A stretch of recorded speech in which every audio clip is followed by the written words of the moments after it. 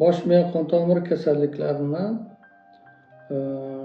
shu yuqorida aytib o'tgan anevrizma va malformatsiya kasalliklarini klinik ko'rinishi qanday bo'ladi? Arterial anevrizmalarning klinik kechishi quyidagi davrlarga ajratiladi.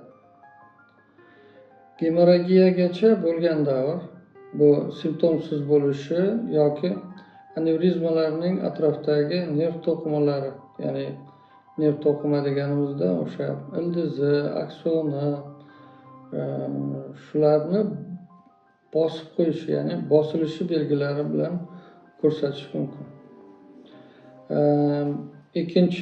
Birinchi gemorragik davr hisoblanadi.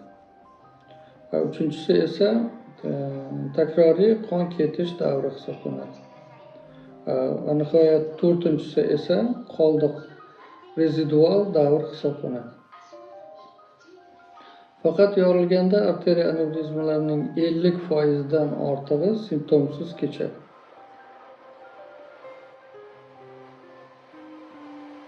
Bundan tashqari ko'plab simptomsiz anevrizmalar umr mobaynida yorilmay qoladi va faqat angiografiya va autopsiya paytida tasodifan aniqlanishi mumkin. Biroq kengayib borayotgan yorilmagan arteriya anevrizmalar klinik jihatidan namoyon bo'lishi mumkin. Yaqin atrofdagi bosh miya nervlari va miya tuzilmalariga ta'sir qiladi.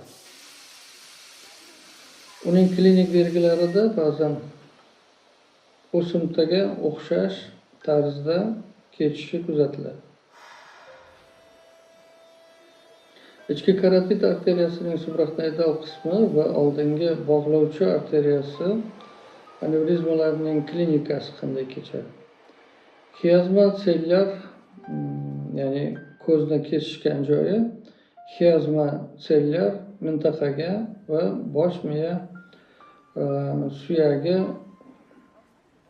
orasining kichik qanotini medial sohasida o'simtalarga o'xshaydi.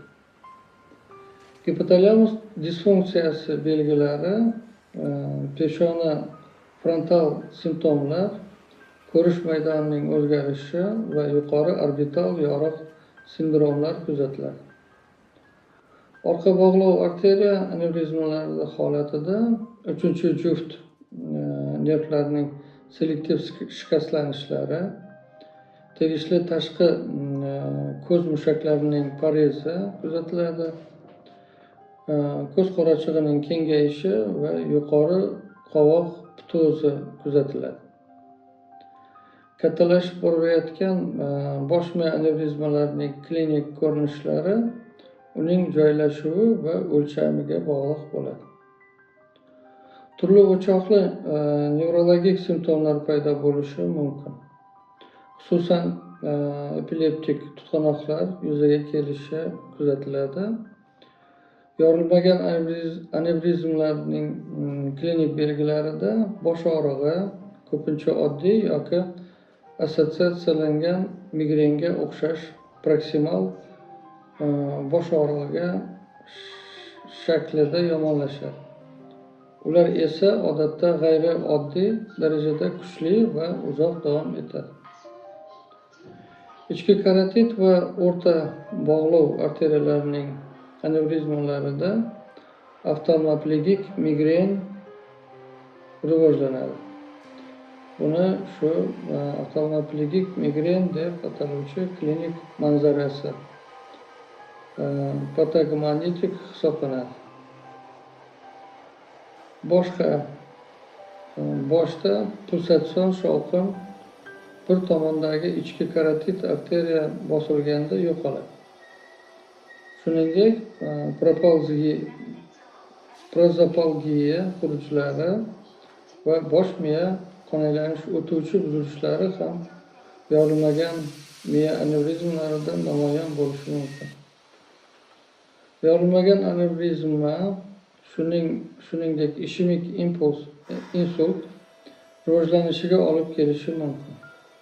Bunda Birinchisi, anevrizma tufayli atrofdagi tomirlarning siljishi va bosilishi sabab bo'lishi mumkin. Ikkinchisi, anevrizma bo'shlig'ida qon tomir devorida tromb hosil bo'lish tendensiyasi va anevrizmani ta'minlovchi arteriyaning kichik shoxlarining okkluziyasi kuzatilishi mumkin. Va nihoyat uchinchisi, anevrizma bo'ynida joylashgan qon tomirlar tromb hosil bo'lishi va uning to'rayishi yoki okklyuziya natijasida ishemik insultga olib keladi. E'tiboringiz uchun rahmat. Kanalimizda qoling.